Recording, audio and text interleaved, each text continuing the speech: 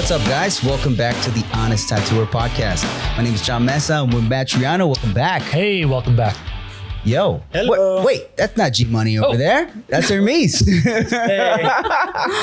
And our very special guest, Bunnie. Welcome to the pod. Hello. Yeah. Hey, Bunnie. Hey, it's me. So, for those that don't know you, let them know your name and where you're from, and how long you've been in the tattoo industry. Okay. My name is Bunnie. I go for as a Bunnie Lebowski, which is obviously it's not my real name, but that's how people know me. And I've been working in the tattoo world since the early 90s. So I would say in between I got my first tattoo in 1994. So that's the year that I keep in my mind. But I did start working with tattooers around 1997. Okay, so 1990, you got your first kind of tattoo. 1994. 1994. Yeah, I got a tribal. Nice. Sick. Still there? Oh yeah, it's still on my hand Your hand. Dang. Where? Let me see. as a minor. Right there. Oh, look at that. Damn. Badass. That's pretty badass. So you're like, this would be a pretty good place to get it. Right. First tattoo on the hand. That's so great. Where'd you get that first tat?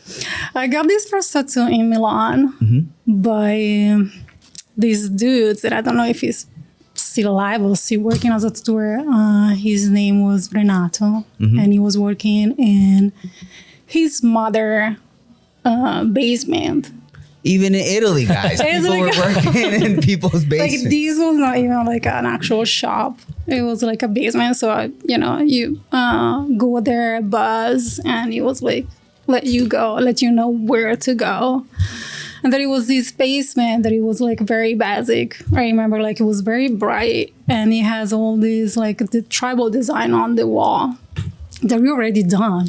As it was not nothing special. It was people just picked that, and it was probably another 100 people had the same one that I got. And he tattooed me as a 14 years old 14. girl. Crazy. It was me and my friend On the hand. on a hand. So Is there an age limit or an age, a minimum age in Italy? yeah, which is 18. It is 18. Yeah, it's Okay. 18. You're naughty. It was crazy. I'm just, now I'm shocked that this dude actually did it. Yeah, You looking know. back at it, right? Yeah, back then I was happy, of course. Of course, But, So how did you go from being somebody who got their first tattoo, and how did that go to I'm going to work at a tattoo shop? So that was my first tattoo. And then, from there, I got a couple of more, not from the same person, from another shop. This was actual shop in Milan. Still underaged? Still underage. Yes, I'm not gonna, tell who that was. But yeah, I got a couple of more.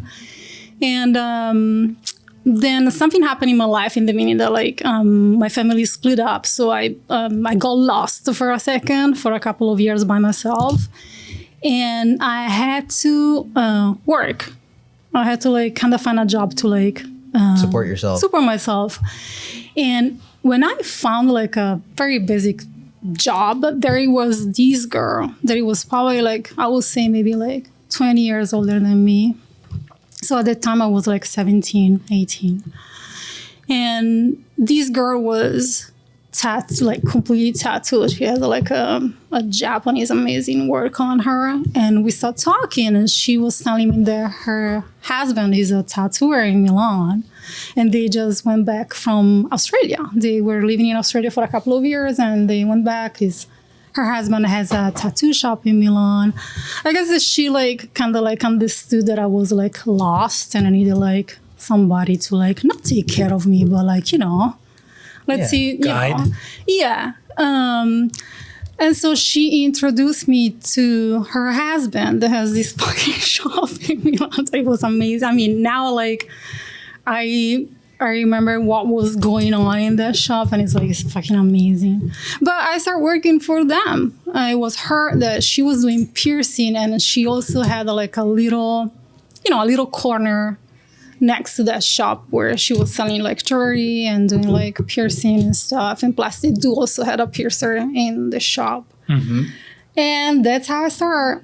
I just want to make clear that it was not an actual job as his can be today. Yeah. Like, it's like today is a trend, is a business. Yeah, like now working at a tattoo shop or just tattooing overall is a business. You know? And It's a business. Like, you have to think that it's an actual job. So what kind of stuff were you doing? I was hanging out. I was hanging out because, it's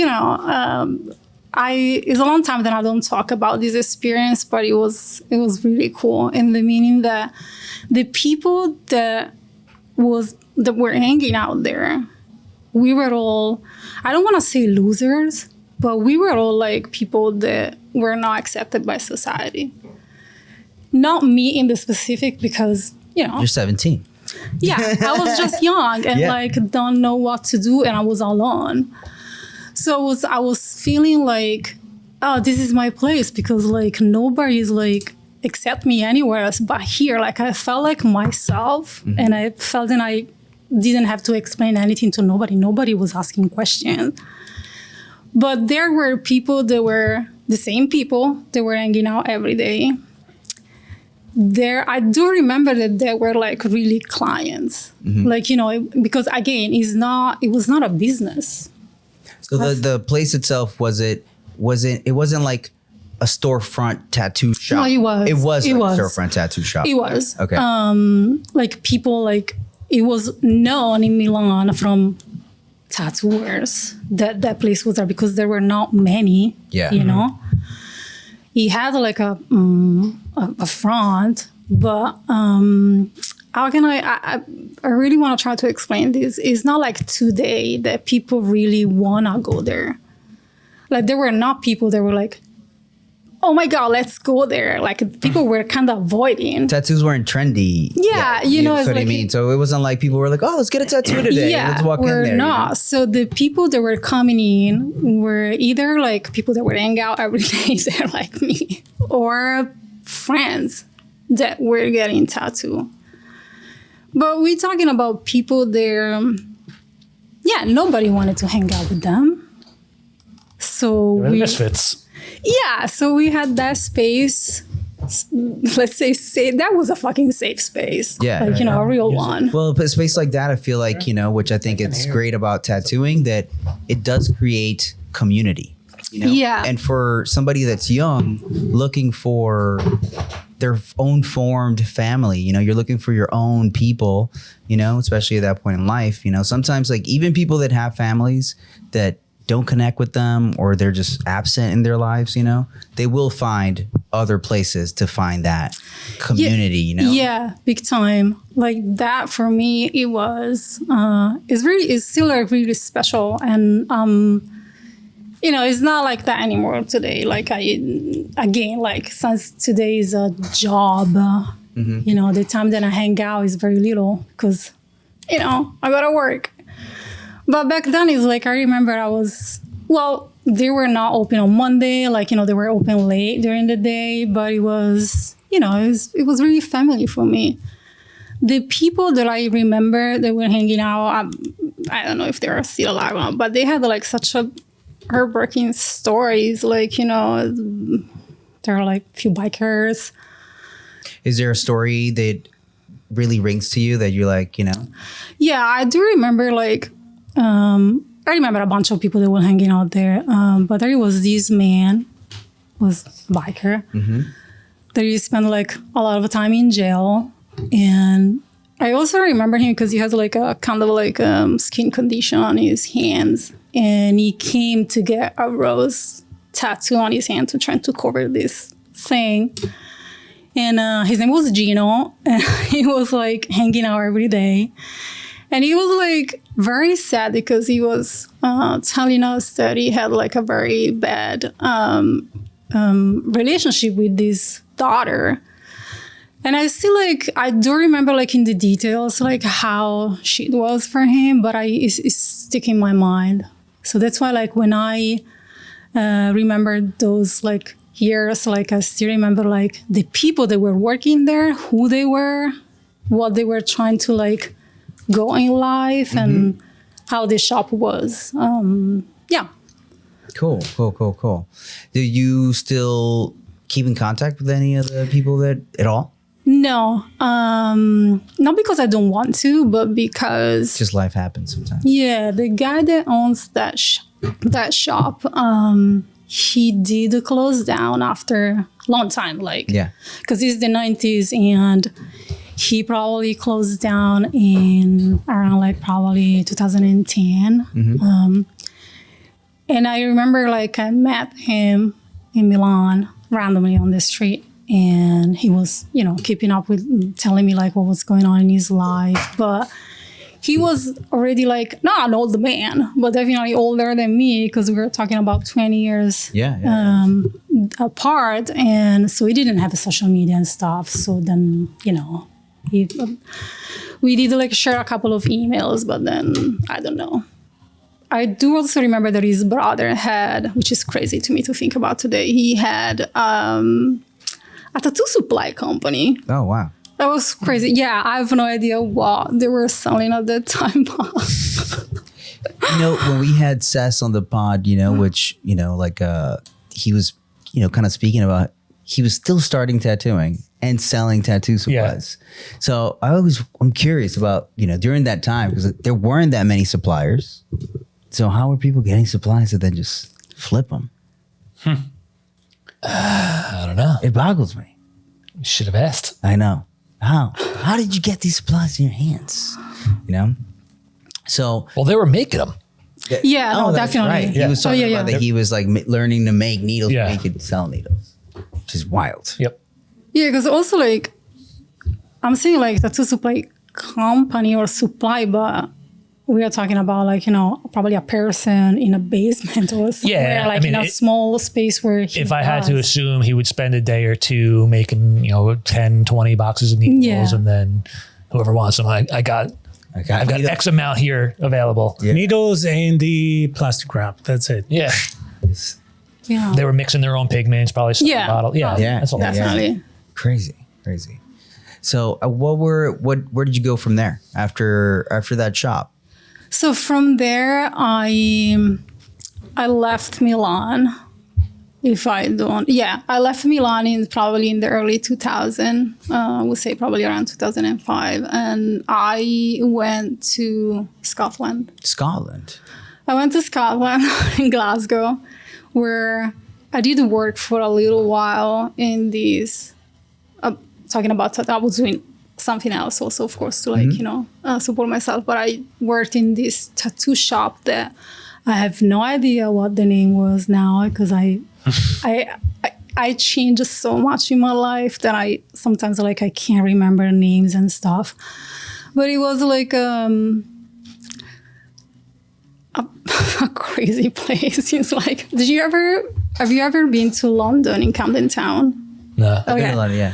So let's say is an industrial area where there is nothing and people just build their own corner of business on the street, right? And then you building one up on top of the other one, and is created this thing of concession where there is a tattoo shop, there is the thrift store, there is whatever, the coffee place. And it was in the west end of Glasgow near the university, because Glasgow is a university city. And I worked there, but it was the size of this table. It was a tiny hole in the wall. And it was just a bed where people were sitting to get tattoo, and this station of the guy working, and it was just one person, one dude. And I hang out again a couple of times with this person. I stayed there for less than a year, and then I kept my real job. I was giving money, and from there I went to London. I got tattoo in Glasgow, of course, but now I'm in my early 20s, so it's normal. It's okay. I got the trashiest tattoos that I could get in Glasgow, but it's fine. It's memories. And then I moved to London. I did not work in London in tattoo shop because I got a situational job in London, but I did got tattoo in London a bunch. And then by the time that I went back to Milan, the tattoo situation was different. I'm not saying that is like how it is now. How many years difference is this? Well, I would say probably I left Italy I would say 2003, and I went back to Italy in 2011. Okay. 8 So- years. It's a lot. I went back thinking that nothing has changed. And that's when I met randomly the dude that had the shop that told me, oh, I closed down. The one that I was working like when I was little. And I realized that there were like more shop in the city that they were not there before. And those shops were from younger people that had very good tattoos. Yeah. They were, you know, Or they change. were, yeah, those were like good tattoo to look at. And I'm like, oh, wow. Like I didn't understand what happened in those years. Cause I'm like, anyway, I came from like Scotland where everything is raw. It's like, I don't know, the shop that I was at the time, it was like still like the same that it was in Milan. So I didn't understand what really was going on. And so I start, of course, hanging out with people that now were tattooers, and I had no idea what the fuck they were. And I remember talking to them and talk to them about the dude that I was working with in Milan the previous 10 years. And they had no idea who he was. So I was like, what's going on? They're like, no, I'm serious. I'm like, why now? Like, these people is like, have this business. Yeah. And I just could not understand, like, but I guess that in those years when I was away, like something really happened. Like artists, I remember having friends telling me that they were like, you know, coming out from art school and they were telling me, oh, I'm gonna start tattooing. So I guess that people that were doing art figured it out at that time a way to another way to trying to make money, I guess, I think. But Sounds like it could have been an episode of The Twilight Zone, right? Yeah. Step away for a couple of years and come back and everything's Everything's different. different. no, I'm serious. I think something with Italy is like, you know, it's filled with so many great artists. You know what I'm saying? Like so many great artists. It had to be just a matter of time till like somebody got their hands on some tattoo machines or just looked at tattoo art. It's like, oh man, I want to pursue that art, you know? Yeah, I think Europe in general, I feel the level is. Yeah. Yeah, I don't know. It's so weird because it's also like not that many years apart. I mean, it is, but not really. Like I did in Italy one convention, which I'm very proud, and I did one tattoo convention in 1999 with these dudes. And the people that were there is like, you know, they were... I don't know. I think 11 years is a big... If you look at look at American tattoos. If you look at tattoos that were done in 97, and then you look at tattoos done in 2007, there's a big difference Big difference in quality and in things that, yeah, for sure. It's true. The quality really shocked me. I mean, don't get me wrong. I have like a lot of respect for the time that I was able to live in the early 90s with these people, because I feel like a lot of people don't have much respect for, you know, the older dudes like tattoo, because they are different from what they look today, right? Some people don't really like evolve in tattooing. They like stick to what it was tattooing back then. Yeah. So today I don't think like that is very understood. I think everybody just, especially now, people just look at tattoos as like, oh, it's just a form of art that I'm going to use to, you know, make money. Yeah. You know, they just see it as that. And like, I think though, back in those days, those guys they were just looking to make people look cooler through getting them tattooed. Because people got tattoos not because it was like, oh, I'm going to get this art or anything like that. It's like, I want to look more badass. Yeah. I feel very little people, especially back then, were trying to evolve their style and like do research and innovate or like do different styles of tattooing. Here they just jump in one style and they're like, I'll do this. Yeah, for sure. Now, definitely. Back in the day, it wasn't like that. People kind of did that's more very different true. things. No neo-traditional, no. What was it? American traditional, Japanese, Yeah, pretty maybe much. Chicano? If you were in the right part of the world. Yeah. That's it. I think the internet just opened up the gates for everybody to see more and be more educated about things Oh, and yeah. have more possibilities.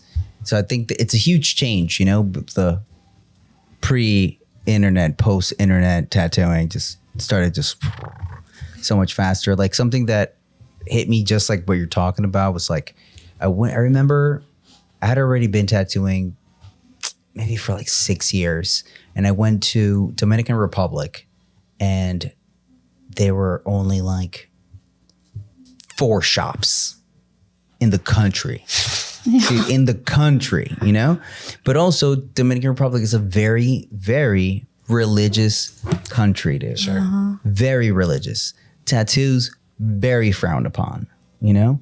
And when I went back, you know, like then like maybe 10 years later, it wasn't even another 10. So maybe like 6 or 8 years after that, they were like, oh yeah, there's a lot of tattoo shops. There's a lot of young people now with tattoos. And now the tattooers that are around are actually doing cool stuff. Yeah. And then fast forward even more, like just I went back this year, dude, there's tons of tattoo shops. Now the level of work is just as high quality as people can do here, you know? But that's something that back then that wasn't really a thing. So what do you think changed? Because the culture hasn't changed, has it? Like they're still very religious over there, aren't They're they? still very religious, but are overall, I think people have gotten more open-minded and more acceptant of tattoos and of like people that dress more alternatively and stuff like that. So I think people have gotten overall a lot more accepting of things like that. But I think like in the past, that wasn't a thing. I don't know if Now it's cool. now it's cool. I think, you know, what's a huge thing that I think will changes people's perception is celebrities, dude. Like, you know, like separate celebrities, where it be like singers or actors or athletes and things like that. Because like before, none of those guys had tattoos, you know? And then overall, little by little, all of those people got tattoos. Yeah. So like if, you know, your parent could tell you like, oh, you're going to be, you know, before like, you're going to be looked at as like, you know, a delinquent. And like, well, now what are they going to look at me like, a rapper or a rock star? 14 years old, you got look, your hands I'm covered- tattooed. Yeah. What's wrong That's with fucked you? up. You know, like before, it's like, you know, you'd be covered in tattoos, look like a freaking sailor. Or like now it's like, oh, I'm going to be covered in tattoos. I'm going to look like one of the, like, you know, like LeBron or some shit like that. You know what I'm saying? Like it's completely different. And I think that changes a little bit of how people perceive it. Yeah, I wasn't cool at 14 with a fucking tattoo on my hands. Oh, come on. I bet you were. No, I wasn't. Cool to us, but I bet that other people were like, don't hang out with Of that course, girl. that's what over I'm there." saying. But I wasn't cool at all. Yeah, they're like, don't hang out with that girl. She My looks like a answer, troublemaker. whenever anybody asks me if I'm ever going to get my hands or my neck tattooed, my answer is always, I'm not cool enough for it. I can't pull it off. I'm not cool enough for it. But can I tell you something? You know, at 14, I think that it was like more, yeah, I don't know. Like, I just wanted to do something that I was able to do with my friends. It was not being cool or like cooler than somebody or like, I don't know. I was probably trying to like tell fuck off to people with, Being rebellious. Yeah, it was definitely a Yeah, way you to don't rebel. care. But, well, back then I didn't care. But I have to say, in those years that, you know, I came back to Milan and I start noticing that people were actually getting tattooed. And I have been always very close-minded. Like, for example, I was going to restaurant or whatever, and that it was the waitress with a tattoo on her hand. And I was like, oh my God. I was like, holy shit, why would you do that? And I had one at 14, but I don't know. It's like, it was so gross to me. And it stayed like that for a while until I realized that tattoo was something that was now accepted from everybody. So, you know, it's like, I don't know. Like, to me, it just happened. Like, you know, it just happened to be there and have this shit done and have that experience. But, now people want to work or like want to come in tattoo shop, and nobody's gonna look at your hands and like, I don't think that it makes you cool. I don't think it makes you cool, but I feel like you have to be a certain level of cool to get it done in the first place. Yeah. But hey. For it to not look like out of place. Yeah. Yeah. Like mine. No. A 14. At 14 years old, like, like maybe that's in the beginning. Maybe not too much. Oh my God. We need to see a photo. We're like of me at 14. Yeah, I don't even know. I doubt the dude took a picture of it, but also like the girl that was with me, she got a terrible fucking tribal all over like her arm. Full sleeve tribal? Like half sleeve. Like, I'm not joking. I do have a picture somewhere. And it's like, holy shit. I remember that I'm like, oh my God, it fuck you up. Like, big time. It was crazy. It was a crazy tribal. Wow. But whatever. Yeah. I saw a great reel the other day where somebody was like saying like, oh, people always want you like, oh, hit me up if you want to practice. Yeah. Did you see this? And I don't know. Oh, it was like, hit me up, bro, if you want me, if you need to get some practice. Skin. And then like the dude said something, I was like, sure. And then he does like some weird shit on it. And he's like, what are you gonna do? What is that? He's like, well, you said I could practice. Like, this doesn't look like you're the stuff that you normally do. He's like, nah, I'm practicing. What do you think practice is? And it's like a lot of people are like that, dude. Like, there's people that don't mind if I practice on them. They're like, I just want to look like I have stuff on me. Dude, I'm very fortunate. When I was an apprentice for the second time, I guess you would call it, I was in a biker shop. And all the guys that were the bikers who would come and get tattooed by the owner of the shop, they liked me. They had a bunch of trash all over them. So just having more apprentice trash on them didn't really make a difference. They're like, yeah, dude, I'll give you some space. You can practice. I'm like, all right, fuck yeah. So I did a lot of tattoos practicing on those guys. Yeah, practice. Very fortunate for that. If you're that person that you don't mind having practice tattoo, go to a local tattoo shop. There's somebody that is willing to do this. Very true. Yeah. But see, that's also like what is about today. Like, people don't. Well, it's true what you say, that is like there is more education now because of social media. People can see a lot of different style. Can see like the different, probably if something is well done or not. But today people like is really obsessed with tattoos. Like, I feel like the more that they get, the more they feel like powerful or cool, or like, I don't know, like what they're looking now at. There's like people that are tattoo collectors, Yeah. They're like, I collect tattoos, which that was like, you mean you get them? I mean, I get a bunch of tattoos. I wouldn't say I'm a collector of them, but no, I've gotta catch them all. You gotta catch them all, dude. So like, yeah, there's people that know, they're like, they will travel. They're like, oh yeah, dude, I fucking traveled all the way to Japan to get this from this guy, and I waited 2 years to be on his waiting list till I got in. It's like, that takes a lot of determination, but sure, that's because the popularity of tattoos got that big. Yeah, it's a very huge. It's a very huge trend, because I gotta call it for what that is now. Like, it's a trend, and it's unexpected, like in the meaning that it was something that I never thought that it was gonna come this big. And like, how can I explain this? Like, I have like, sometimes like I see like, clients coming in, like walk-ins, and often like I'm thinking, wow, you are a person that like 30 years ago would never talk to me. Well, you know what I mean? It's like, it's that people that are like, maybe just make a comment to me, oh my God, you look so cool. And I'm like, wow. Times have changed. No, seriously. Like, I feel so like lame sometimes to think this, but I'm like, wow. It's like, it's just like people just randomly walk in a tattoo shop. It wasn't like that. Yeah. Come on. You're really, tattoo shops used to be kind of more intimidating. Now they're purposely usually try to make like, oh, let's be more welcoming to people. So I think we got that. So you're in Italy, back in Italy, and now you're seeing that there's been a change in the industry. Yeah, so that was, I don't even know how to explain. It's like, there were like literally shops of young people my age that they already like were well known. And I'm like, what? Who are you? Like, but not because who are you, but it's like, where were you before? Like, why? 10 years ago. Yeah, but I'm like, why you all so like well known and people come to you? 10 years ago, they were 12 years old. Of course they weren't. No. That's true. But I'm like, so I tried to talk to them about the dude that was working with me and they didn't know him. And when I met the dude that was working with me, I was telling him, yo, do you know this guy? And now it's like everybody knows. He was like, what the fuck are you talking about? I'm like, oh my God, what's going on? Yeah. But again, like the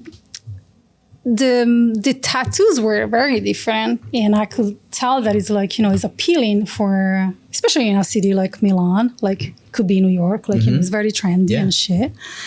And from there, like it got bigger and bigger. Other name came up because also, like, you know, it was the year of the few first years of Instagram, so that it was a lot of like going on with Instagram. Like you could see a lot of people that everybody knew. And you said something that is very true, that things definitely change in 10 years, as now it's like 13 years that I'm here in New York, and I can definitely also see a changing in like what it was like 10 years ago, 8 years ago, 6 years ago, even 4. And it's like, oh wow, it's keep evolving. Yeah, I even like within our era, I feel like there's the Pre-COVID. post-COVID true. era of tattooing. Yeah. True. We're still in it. But even like what you said before, there's a pre-Instagram and post-Instagram. Oh yes, that's what. Yeah, that's what I'm. Yeah, to That's say a simple. very is like, significant. yeah, because, 2014, around there. well, I came back in Milan in, I have to say, like 2009, 2010 and 2011, I guess. And that was, I remember downloading Instagram in 2009 probably. So this is the few first years of Instagram, right? So it's not like it was today. Yeah. Instagram came out in 2011, I think. Oh, okay. So it was 2011. Yeah. Here we go. It was like at the very end of 2011, and I would say became popular in 2012. Oh. Yeah. So here we go. More people You started can, getting on it. you have it like, is true. Like a pre-Instagram and post-Instagram, I guess. Yeah. Do you remember any of these Milan artists that were really popping? Oh yeah. Well, the thing is that with the new one, I'm not gonna say new one, but you know, with the one that I then met and became friends because they were my age, you know. Mm-hmm. So the reality was different. Like, I don't know how to explain. Like, the reality was fucking different. Like with the new people, the one that were my age, it was a regular hangout, like with people like us, and with the previous one, it was just like me. I was like an outsider anyway, because I wasn't a tattooer. Mm-hmm. I haven't been to jail. Like, I don't have these like crazy problems. I'm, 17. And these dudes were like 40, 50, 60. Like Gino was like 60 probably. Like, it's like... So with the new people, I started hanging out and getting tattoo. And what was the question? Who are these artists? Oh, yeah. There is well, of course, I don't know if you guys know him, but, Massimo Gurnari, that was very well known at the time. I think is still now. Pietro Sedda came up at that time. Well, of course, Fercioni was around, Fercioni was around since forever. So I'm not talking about the old one, but the new one. Stizzo was always around, always been around.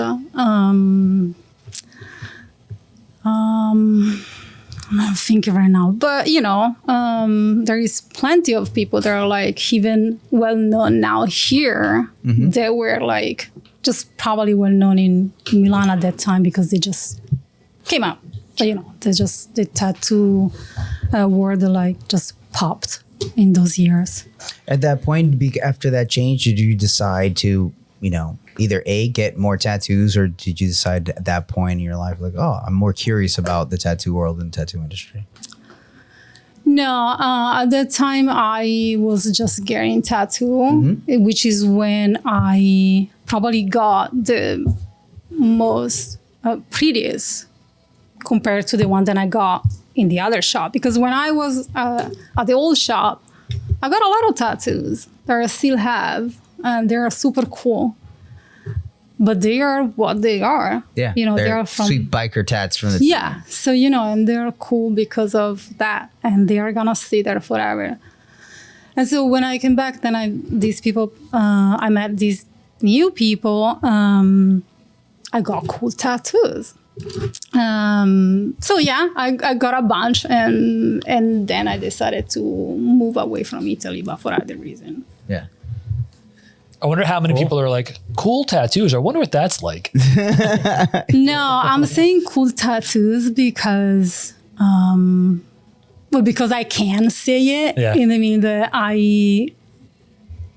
cool tattoos for the people that is listening today, like for the people today, you know. When I say cool tattoo, I say for like trying to talk the same language of somebody that walked in now and he want cool tattoos. Yeah. He will definitely not get one of those tattoos, and I Totally have different. You know, Yeah. I mean, I got that's one I covered that one, but I had like was a Ed Hardy design, right? And I got a collarbone like of Ed Hardy stuff. I covered it, but you know that was a fucking cool one.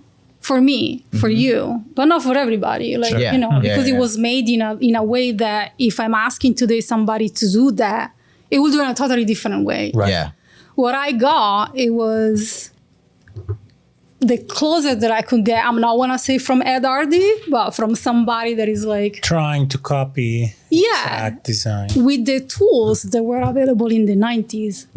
Like, you know, it's like, it's different. So I'm saying cool because the people today, I know what people means when they say cool tattoos.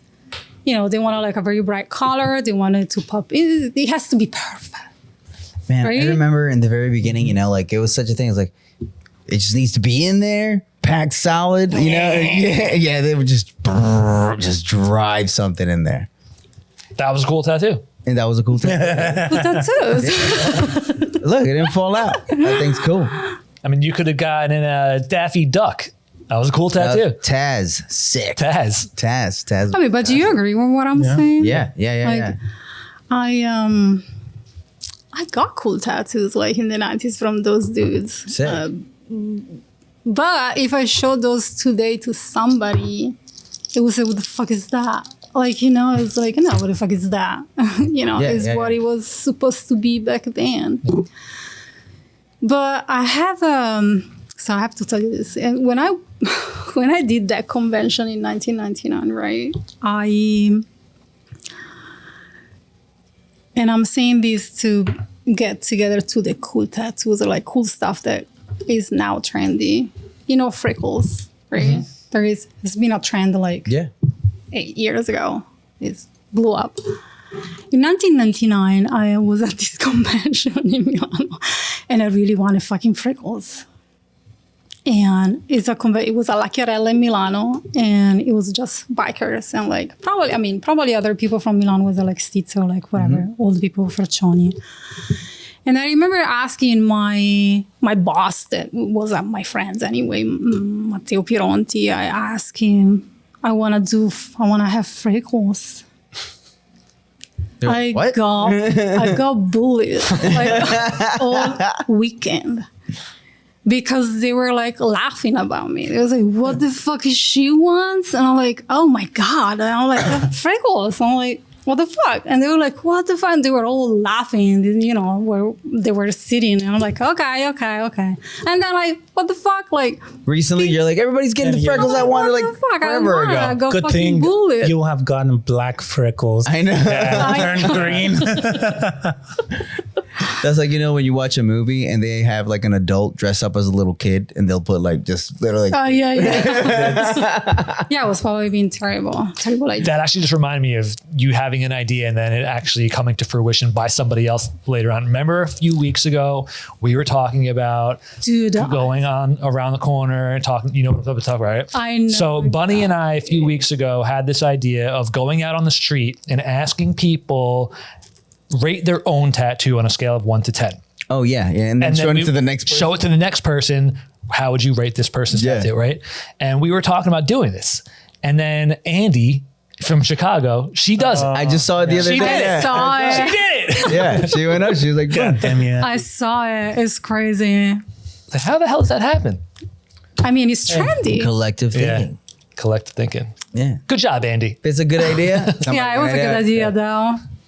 You should have acted faster. Yeah, and for sure. Yeah. We can still Usually- do it. It's fine. Yeah. we can do the New Different York version. state. Yeah, in New York. Yeah, you're right. Yeah. Especially here, I feel like it's so easy. Yeah. So, especially when we're in the street, but it's like a bazillion people walking around. Yeah. Just tomorrow on Let's go outside. on Saturday Go on during the Orchard. Knicks game when everybody's standing outside. You're like, hey. Show them some Spurs tattoos. Yeah. Oh, actually, that's kind of great. Actually. That'd be a great video. Just showing people Spurs set. What do you think about this tattoo? You think I fucking hate this thing. Oh, that's great. We should show them like an AI Spurs championship tattoo. Oh my god. See how they Oh my Pretty goodness. good, actually. That's hilarious. So, when do you find yourself finally working in a tattoo shop? Okay, there it became like my actual job is when I first moved here. So I came here. I was like, oh, what do you wanna do? Like, what do you wanna try to do to be like easy, for being easy, like to settle in? And so I was like, what are you able to do that is not gonna like, you know, be crazy important, or like I don't need to have like a crazy work life? And it just, for some reason, like in my mind pop in, oh, let me try to work again in tattoo shop after having 2 years where, you know, my friends were tattooing and like got a bunch of tattoos, more tattoos. So I'm like, let me see what's going on in New York. So I went on Google and like tapped like tattoo shops in New York, and I just sent over like to everybody an email, and one of them fucking answering me immediately. I was like, yeah, I need some help in here. So I'm like, okay, let me go there, and that's how I like, Get the first one. yeah, again. What shop was that? That was Armageddon, and it was the Shout shop. out Ian. Yeah, Ian, like, yeah. I worked there for 3 years. Oh. It was at the location on Maseral, where they've been open for a long time in East Williamsburg. And they had this shop on Maseral that is not there anymore. They did open then like a second location where they used to be in the 90s, but whatever. I remember going there and say, yeah, you know, I just let me know what you need and I'll do it. And he just gave me like the weekend to work there. You know, it was like a very basic job anyway, like, you know, cleaning and like answer the phone. But it was not, the email, it was not very, I don't know. thing. It was not a thing, honestly. Like you know, because that shop like was well known in the area. Like, you know, in that area there is like Armageddon and Fly Right. So Yeah. it's like, you know, those were the tattoo shop that were being there for a long time. But email was not a thing. It was more like a walk-in thing. And of course, like people that has a solid clientele, like Ian has been working forever. It's a solid Pablo, tattooer. probably. Pablo, yeah. Oh my God, I Shout love out. Pablo. I love Pablo. I fucking love that dude. Those are some of the advantages of staying put. You know, if you stay put in a neighborhood or area for a long time, it's almost impossible for those guys probably to go to a bar or go somewhere and not come across Yeah. somebody that they've tattooed. You know, and if you stay in one place for a while, like that's actually a great thing. It's a great benefit because over time you're gonna get those referrals. Yeah, no, seriously, they've been like, they were already solid when I started working there. But then like, you know, with time I realized like what was solid, what, you know, who was relaying on walk-ins, what was going on. And yeah, I mean, those two are like, for me, are family. Like Ian is like, yeah, wow, thank you for like trusting me and give me this opportunity that, you know, from there, like I went like a little bit up on people and like what I wanted to do and, you know, whatever. So yeah, I stay with Ian for I would say, a couple of years. Mm-hmm. And in the meantime, I also got, because I was just working the weekends, so I needed to some more days. So I start working also Magic Cobra Yeah. with Woods, another one. Yeah. Woods. Shout out to Woods. Yeah. So I stayed with Woods for another 2 years, and then I got hired at Three Kings. Cool. Three Kings, all the experience that I got in New York, every single shop gave me something that I really learned, and I really need to thank them in the good and in the bad. Whatever. No, Yeah. seriously, Ayan, I'm thankful because he got me in no matter what. I Yeah. need you need me, fuck it, you in. And that's where he gave me all the rest. I got the experience in America, in New York. And then, Magic Cobra too is another shop that is pretty fucking solid, it's beautiful. And I would say, each of them give me something. The most, I would say, Three Kings was an experience where there was a lot of tattooers working together. So that gave me the speed. How many tattooers were working at Three Kings when you were there? I think it was almost, in total, it was I think 18. Well, 18. It's 2 floor. It was 2 floor. I was working in the one in Brooklyn. I think 18 because Greenpoint, right? Yeah. Yeah, Metropolitan. So, and it was, so we are talking now is 2016. It was a crazy time that, it was busy as fuck. Yeah, shops were slammed, dude. yeah, dude. In 2016 and 17, it was crazy. Man, I know that there's a lot of tattooers that listen to us that probably started, 5-6 years ago, and guys, you have no idea how great things were. Yeah, no, it was crazy. So that gave me the speed, and mostly because I was not sitting all day to just dealing with people that has their appointment, a smaller crew. It was 2 floor, a lot of tubes to do, a lot of personalities, a lot of drama. It was a lot of shit going on. So I had to fucking wrap myself together and go through the day. Also, those were the time where Armageddon was open until midnight. So I was working 12 to 12. And Three Kings was open until 10. So, those were long days. Yeah. So I bust my ass. And I learned a lot from Three Kings, good and bad stuff. Man, that was very normal back in the day for a shop to be open 12 to 11. 12. Yeah. You know? 11. Yeah. We're 11 a.m. till Yeah. close. So whenever. Till close. Yeah. Whenever it closed. So when the bar's closed. Yeah. I remember, exactly. how you feel that sometimes it's just the whole day is going to be dead Yeah. and you really want to close a little bit earlier. And I'm like, oh, fuck, he's going to tell us off. We close 10:30 rather than 11. But I really want to get the fuck out of here. Bro.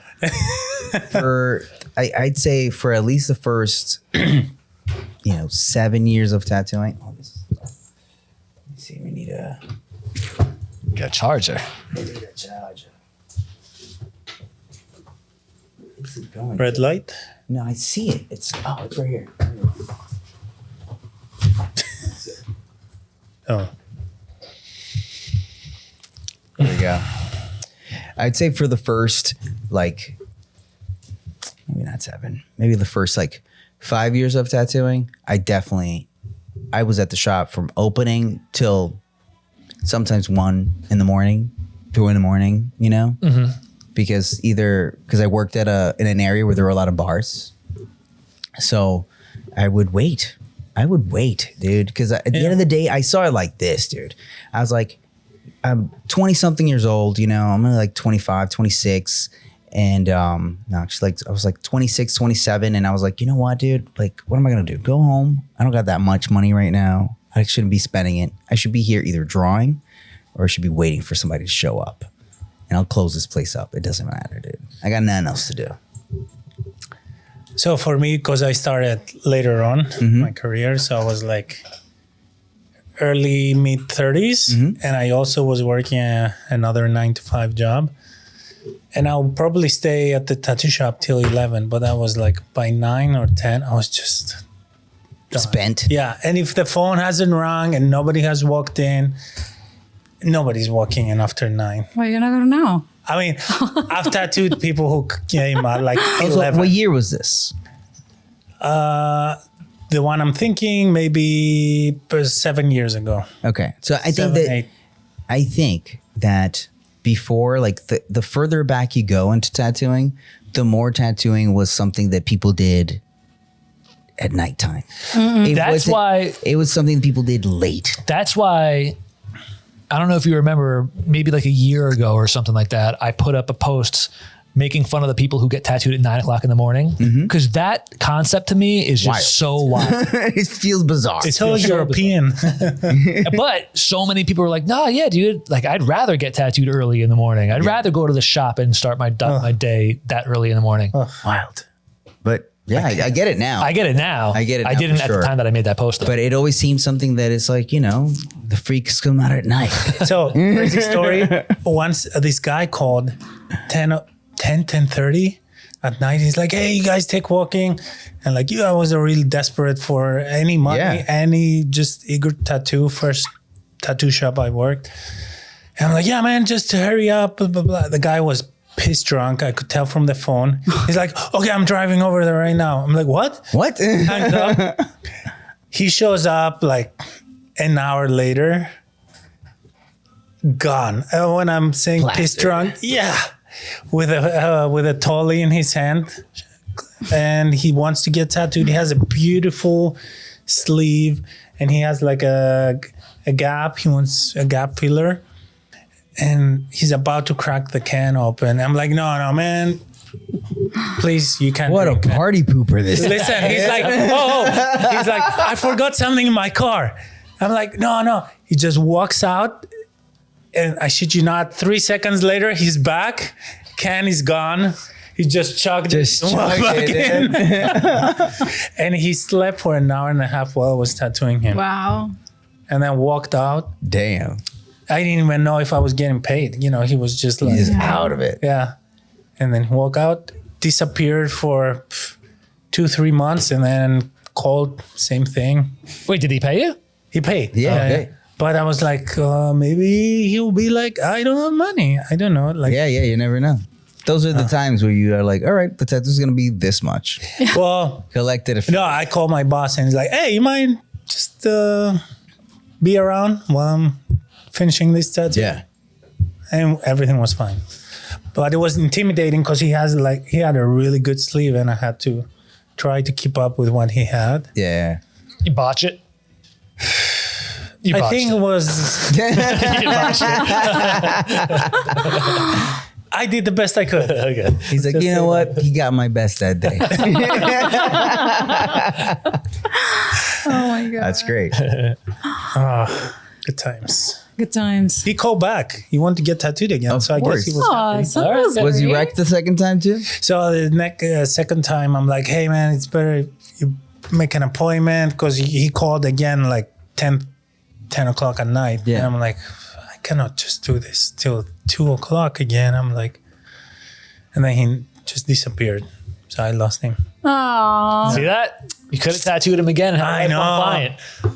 So I want to ask you this, Bunnie. Yeah. What would you say is the most difficult part of your job, or it has been over the years? Because I feel like it's probably changed within time. Yeah, it especially is. like from like a shop before where it's like either Yeah, keeping in like in the experience in New York City. So let's talk about the last like 12 years, almost 13. I would say the most difficult part for me now that I'm getting older, and then I've been working with a lot of tattooers, because it's not only working with the people that are in the crew. There is also like a large amount of guest artists that I've been working with, and people that I met that I need to deal with. Is definitely the managing every single person. managing personalities. Yeah, I'm not talking about managing like as a related to my work. It's like as a personal, like, relationship that you need to have with people. Because we are all different. Our age is different. There's a lot of things that are different. We are not the same, and her needs are different. Her tasks are different. Like, it's a lot. So it's difficult for me the more I get older to, not accepting. I'm gonna accept it regardless. But behaviors, egos, laziness. I don't know. Like, a lot of Shop drama. It's not even the drama. I think it's like the fact that is environment of many different people together, and you're gonna clash, or like you're not gonna be on the same page all the time. So it's just like I think I'm getting like short in patience with people that I work with. Yeah. So that's what is, because it's I met a lot of personalities, a lot of people. And it's like, oh no, not this behavior again. It's like, oh, not this again. It's like I've been there, So glad that you said that, because I feel like, if you've worked in multiple shops, there's like almost like, like just characters. A pattern. Yeah, patterns. Like people that like fit in these different little boxes. That you're like, oh, you're that guy here, and like there's just different characters. And over time, I feel like that has also changed, like I feel like now we have different all new characters created in the tattoo industry, dude. You have all new characters, whether it is, a female who's like a tattoo fairy, you know what I'm saying? And that's her like kind of stigma, like her angle, or like the person that's like, I'm so dark, bro. Why are we listening to happy music here today? It used to be like the darkest of metals, like my heart. Oh, yeah. Like it's like, or actual fights, or actual fights of people that are willing to be like, we need to go outside, bro. We just fuck. Oh my God, yes. I mean, I think I experienced like pretty much everything. Like it doesn't. Here's the thing. I don't have any. I don't want to say like a good expectation now, but it's like there is not gonna be a place where everything is gonna be perfect the way that I would like to, or the way that you would like to. Like, as you say, like there is a pattern, like everybody has their own character and is everywhere the same. Man, that's why so many people just opened up their private studios and work by themselves now. They don't want to deal with all the extra personalities. Mm-hmm. The part about that I hate though is that like then people become more disconnected, dude. Sure, of course. And like less accepting, yes, and less willing to just be around people that aren't exactly like themselves. That's true. And that makes it even worse. And then it creates more separation. Oh yeah, I agree 100%. And that shit sucks. And I think that like being in a room full of people that, like are willing to be different and still like engage and appreciate each other's differences without attacking each other or saying like you're wrong and I'm right, because there isn't any kind of clear wrong or right, and that part of it, I think it's kind of a bummer. But one thing that I think is a great change over the years, especially with a lot of things that have happened, is like, tattooing never really had like a HR, there is no human resources in tattooing or tattoo shops for the mostly. But I think that now shops, some places should definitely have it, like. But I think nowadays, like shops and shop owners are a lot more in tune to not just be like, whatever, You guys deal with it. Yeah, I feel like you cannot. I think that's something that everybody should be able to do. For sure. Like to deal with it. Just be big like, time, yeah. Whatever, dude. Like, yeah, you're crazy. Cool. Yeah. Be crazy. Be crazy, bro. Whatever. Just let it go. Just let it go. But we're in an era where people don't let things go, dude. Oh. People will fucking get on. It boggles my. People will get on social media, dude, and see a comment that they don't like, and they're gonna get into and it'll ruin their whole day. Their whole day, dude. They'll be mad for hours. They're like,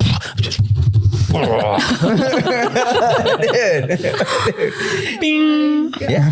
So imagine if that's happening in person, dude. They just can't let it go. They just can't agree to disagree or just agree that we have different points of views. Yep. Yeah. But with going back to the difference, there was like pre-COVID, like that it was not. It was busy, but now it became like a crazy busy. Like it's been a trend, a business, money machine, whatever you want to call it. That things made also people change the way that they work in a tattoo shop, because even 12 years ago, true, I was in a place where everybody were happy. They were working like Armageddon. I had a fucking great time. Like it was fun as hell.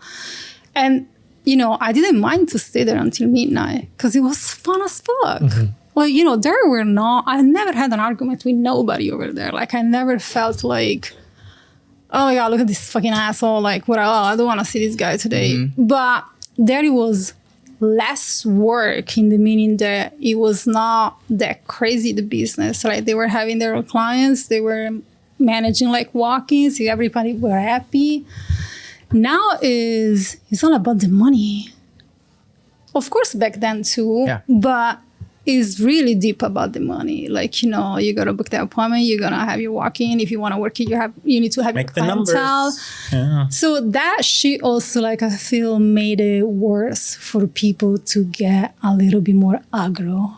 Like, like more, I don't know, not happy. Yeah. Well, I feel we live in a city that got exponentially more expensive. So everyone is trying to make the Keep their head own above, numbers. Yeah. When people are trying to keep their head above water, dude, they will sink the next person right next Well, to them. I so feel they can stay up, bro. in the past 2 years, my expenses just doubled. Yeah. I haven't raised prices or anything, but I know, man. But which is fine. But I'm like, in the back of your mind, you're like, oh fuck, I need to. Every third week, I'm like, fuck. Gotta get ready for this rent again. Yeah.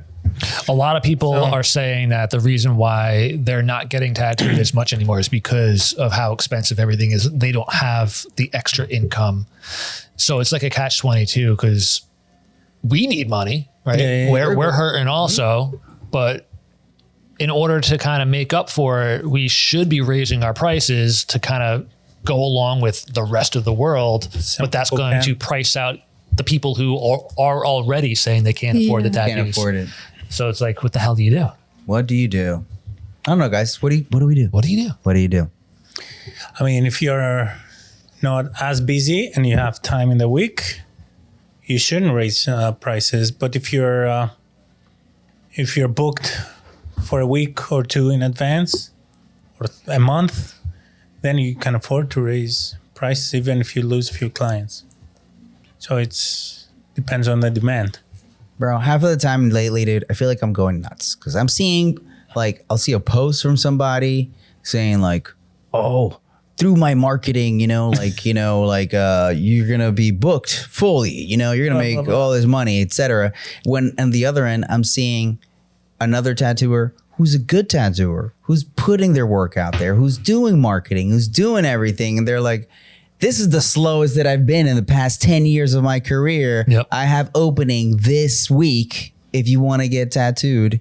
I just saw a post by, an artist who's a tattooer as well. But like, he was like, hey, I'm selling drawings for this month. Drugs, if you wanna, whatever you want. If you want a drawing, you know what I'm saying? For me, like, hit me up. Like, I don't want to sound like I'm begging or like for your help, but I am, like the level that it takes to push yourself to do that, dude. Yeah. I was like, damn, dude. And the dude's an amazing artist, dude. Who is it? Elvin Young.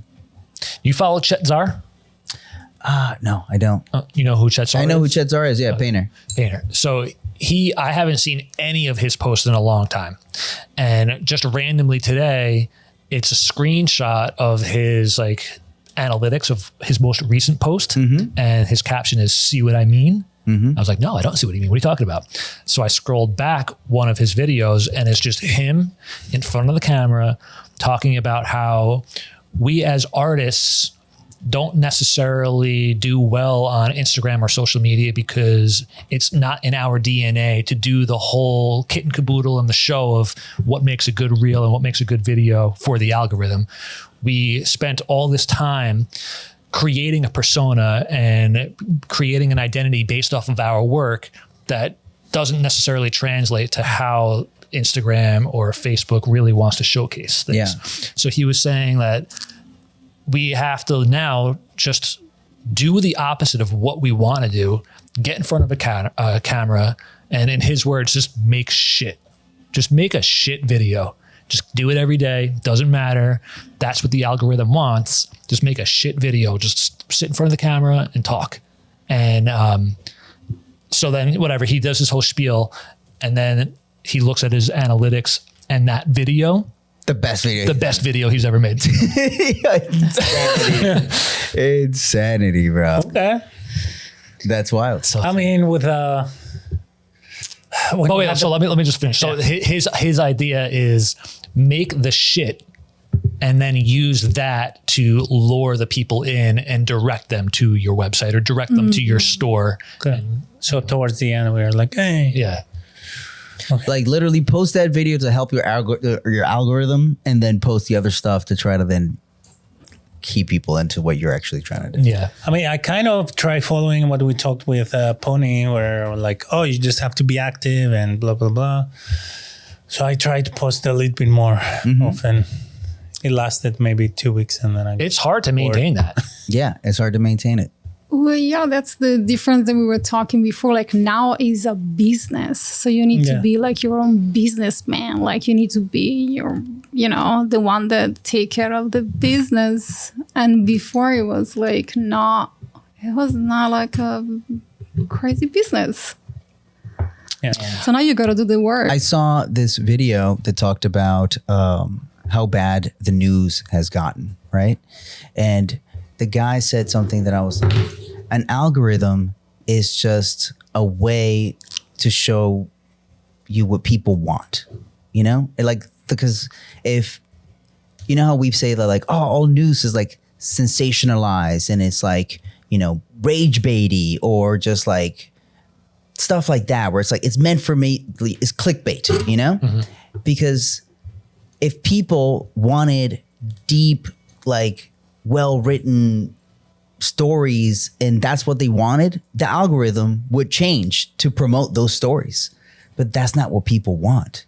People want those rage baity things. That's the things that makes them click and want to see and stuff like that. So even though like that's what the psychology of people, and that's the part that's weird and it sucks, because before, when things were curated, by like people, when people were like either curating stories because it's a newspaper or curating stories in the news, or it was a matter of like an editor that wants to like create a full kind of picture. It wasn't just left on what the consumer always wants, And I think that sometimes that's actually good, because then you have somebody that's a bit more of a connoisseur about the full picture, kind of make things a little bit more like, you don't know anything about this, but you should, And I feel like that's a good thing.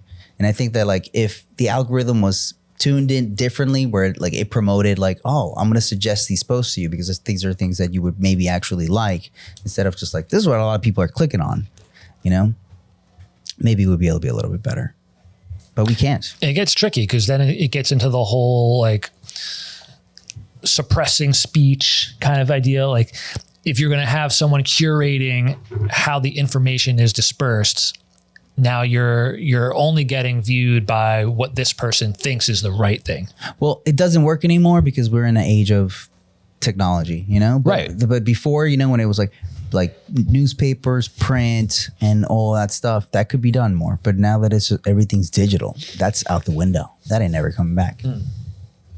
That is gone. Yep. Not as long as everybody's out in the streets filming every altercation that's out there, multiple angles. Multiple angles of it, dude. Oh my God. All right. I think that's good. We got only 10 minutes left on our card. So. Yeah. And now I want to ask you this. What's your favorite part of your job? My favorite part is still having the coolest job that I could ever have. So the most like a common question that I always get is why you never got into tattooing or like whatever. Mm-hmm. But I have my answers. But I love to work I love to stay on the backstage. Like, I don't want to be a tattooer. Have you ever done a tattoo? No. No? Not even for a friend? For a friend, I did. All right, so you We did. just exchange it. But no, it's something that is never popped in my mind. Yeah. But because I have been randomly in a tattoo shop in the 90s and I know who that people were and I never belonged with them. Like, you know what I mean? So I always saw these people that they had that job that for me, I never seen it as a job, but it was like a survival situation for them. Mm-hmm. So I never thought about it because that was not who I was. I was not born for that. I didn't have that lifestyle. It just happened and I went to be with them because they were kind of taking care of me. But that was not my lifestyle. I didn't have their background. They were doing something that life brought them to do it. Yeah. So that's never been in my mind. I went to art school, but that was like for a different reason. And so, but I love to stay like behind the stage. I love it. Like, And one last thing, if you could give a piece of advice to someone that maybe is working at a shop now and is either, because I think a lot of times, people that work at a shop, they only see themselves moving towards that direction of like, the only way I can add value to this place if I become a tattooer as well. I know. It's frustrating for me. And it's like, no, like sometimes you can bring so much more value by just doing what you're supposed to do and just thinking outside the box and figuring out what other people need in that environment. Yeah, you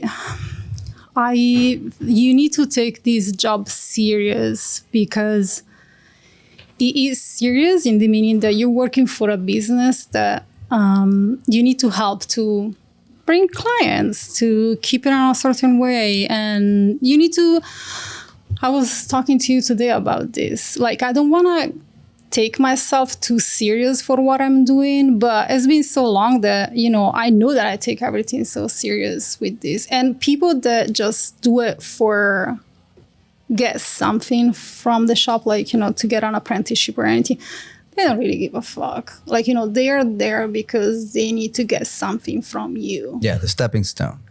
So I'm like, no, like, you gotta do what you gotta do. Like, if you're here, you gotta do the emails, you gotta wash those tubes if you have them. Like, you gotta answer the phone, you're gonna stay here from the opening to the closing. You gotta do what you gotta do. Like, I don't care where you wanna be. You gotta take serious because it's somebody else's business. So if you're being put in there in that position, that's your responsibility. No? Yep. That makes sense? Yeah. Absolutely. Because it's not your shop. It's somebody else's money. Somebody else years of practice or like is a dream for somebody else. So somebody else put the effort and somebody else is paying you to be there, work for them, to do something, to help them, to make the business go, make the money. So that's what I'm saying. And then if you gotta be a tattooer, you're gonna be a tattooer. If not, no. Yeah.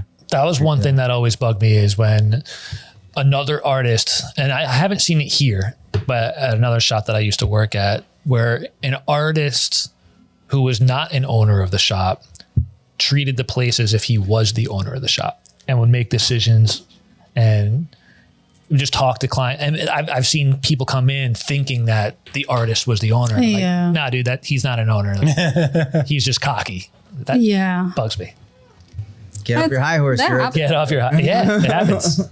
It happens. Yeah. It happens. For sure. Anyways, well, Bunnie, thank you so much for sharing your story with us. Thank you for having me. Thank you. Love it. And I want to tell you, like, we appreciate you. You work here at No Idols, and we appreciate you and everything you do for us. And I think, thank you so much, John. if you have somebody at your shop that makes you feel good, that makes your job a little bit easier, show them your appreciation, show them some respect, treat them fucking right. You know, just because they're not a tattooer, it doesn't mean they don't deserve the same level of respect that you would give everybody else. That's all I got to say. Awesome. All right, guys. Thanks for hanging out with us, and we'll see you next time. Bye. Peace. Thank you. Later. You.